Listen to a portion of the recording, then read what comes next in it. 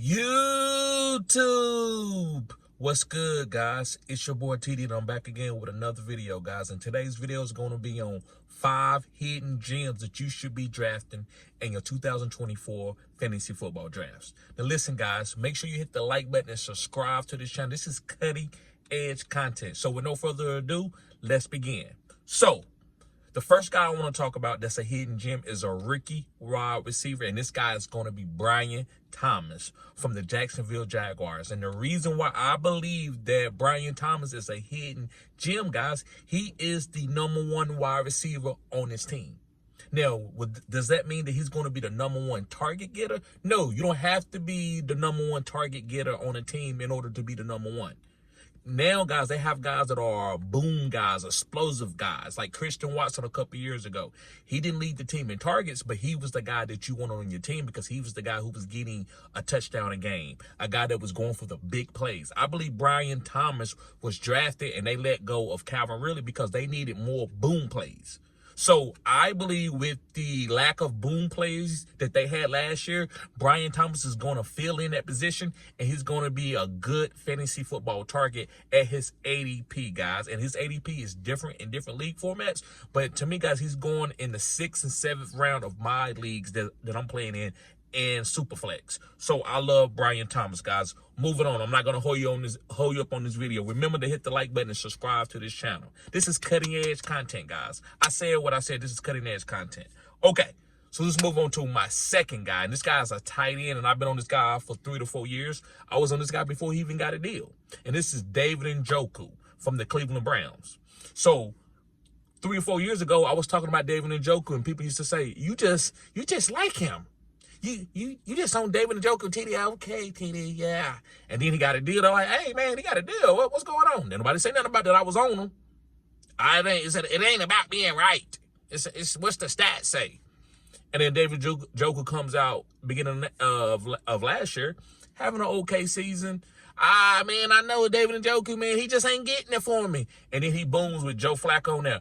Well, Joe Flacco, it's because he hyper-targeted him. And then when he come out and ball with Deshaun Watson, what are you going to say then? Because I'm going to be the first one to say, hey, guys, I was off. I guess I do got a man crush, pause, on David Njoku. But, guys, the stats tell you this guy is special. Go look at PFF. When he was getting targets, he was the best tight end in the game, up there with Travis Kelce. So I believe this year, guys, David Njoku is going to be the focal point of this offense with Amari Cooper being older, with Nick Chubb having a knee injury. So I love David Njoku. I'm taking him, guys. Moving on to my third guy. This guy is a wide receiver, and I believe this guy has top 5 potential, and it's Zay Flowers from the Baltimore Ravens. The reason why I love Zay Flowers, guys, when you watch the big games that they had against San Francisco, also against Kansas City in the playoffs, Zay Flowers was the #1 target getter. So with Tom Munskin being the offensive coordinator, what you think they're going to do? Run it 320 times with Derrick Henry and let Lamar just throw it a couple times? Like he's Ryan Tannehill? Or he's, it don't matter, like he's some gimmick player? No. Lamar Jackson, guys, to me, is going to be throwing the ball 35 to 40 times. The reason why, guys, this is the evolution of this offense. That's why they brought Todd Munskin in. If it wasn't about that, they could have brought in a great run defensive coordinator like Arthur Smith or somebody that's like that runs the ball really well and let Lamar keep running the ball. But Lamar Jackson lost weight, guys, this season, going into this season, because he wants to be able to throw the ball and let Derrick Henry be the rushing touchdown guy. But Lamar wants to throw for 35 to 40 touchdowns, 4,000 yards passing. Y'all say, he never threw for 4,000 yards before. Why? Lamar's not that good. He's not accurate. Okay, and then he goes out and he gets another MVP. Why? Because he's pushing the ball downfield to Isaiah Likely, to Zay Flowers, which I think is going to be the #1 target getter. Also, DeMarc Andrews, and also throwing the ball to Keaton Mitchell out the backfield. So I believe that Lamar Jackson is about to have the best pass in the year of his career. And are you going to say, well, he just saying that because he likes Lamar? Well, if you go and watch the trends, what happened last year they passed the ball more than they had in probably, 3 to 4 years. So this year they're going to regress and just say Derrick Henry lead us into the promised land? No, Lamar, throw us to a win, and then we'll cap it off with Derrick Henry when we up. And if we need to run the ball because that's what y'all giving us, we can't run it with Derrick Henry. That's what I believe now. Like I said, I could be wrong. I'm not saying I'm right, but that's my breakdown. Let's move on to my fourth guy, and this guy's going to be a wide receiver from the New Orleans Saints, and it's Rashid Shaheed. Now, me personally, I say that Rashid Shaheed is better than Chris Olave, and let me tell you why. Guys, route running and running crisp routes don't make you a better wide receiver in today's game.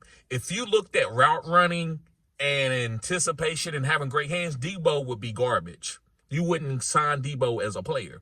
But now, with the way offensive coordinators are allowed to design plays and yak ability, and you can't touch wide receivers after 5 yards, you can draw up a lot of manufactured targets for guys. So I believe the manufactured targets for a guy like Rashid Shaheed to go deep, pause, is going to be big for this offense, especially with Derek Carr having chemistry with Rashid Shaheed. I believe Chris Olave is a great route runner. I think he could be the best slot wide receiver in the NFL. But using him as an outside guy and telling him to be Sauce Gardner 75% of the time, it's not going to happen. Telling him to be able to deal with big hits 75% of the time, it's not going to happen because he's a smaller guy, pause. But he's a great route runner, but that doesn't mean that he's the alpha. That's what Brian Thomas is doing for the Jacksonville Jaguars. He's making the defense say, listen, we got a deep threat where I can go up and jump over 2 guys and come down with the ball. I'm also fast. Then you got the guys who can work underneath, right? Like Christian Kirk and Travis Etienne. So I believe Rashid Shaheed is going to be the deep threat for this team, and that's going to give you the boom to win weeks, right? I'm not saying he's going to be top 5 like a Zay Flowers, but I believe that he could be top 24, and that's great value at Rashid Shaheed ADP value, where he's going, round 10, round 11, depending on what league you in the format. So, guys, make sure you pick up Rashid Shaheed. I think he's a better fit for today's game in fantasy than Chris Olave is if he's not being used correctly, if he's only being used on the outside. I'd rather have Rashid Shaheed. All right. Last but not least, this is a running back, and this guy from the Pittsburgh Steelers. It is Najee Harris. Guys, this is a great hidden gem. This guy is going to be getting goal line targets. Now, they didn't re-sign him, so what you're going to do, if you're not going to re-sign him and put him on that 5th-year deal as a rookie, that's what you do. Rookies, if you drafted in the first round, you get a 5th-year option. He didn't get this. They didn't sign him for his 5th-year option. So that means that they're going to run him in the ground and get whatever they can get out of him. I think Najee is a great, what I would call 4th quadrant running back. Reason why, it's cold in the 4th quadrant. That's the last 6 or 7, 4 games, but also the 3rd quadrant too.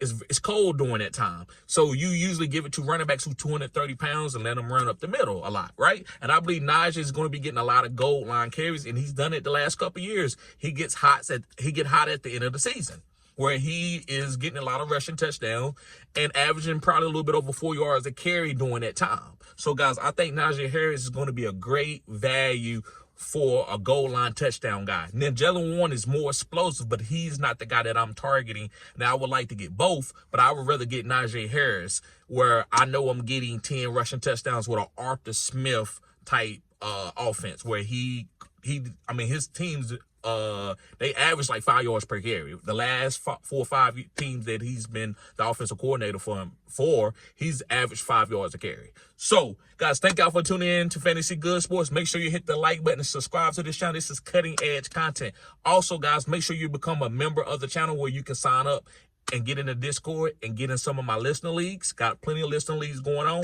Also, guys, I got a draft guide. Hit me up at fantasygoodsports@gmail.com, and I can send that to you. Also, if you need a consultation with the drafts coming up, preseason is get ready to come, guys. Training camp is here. So make sure you hit me up, guys, at fantasygoodsports@gmail.com, or hit me up in the comments, and I can lead you to the right place. Thank you. Have a blessed day. Peace.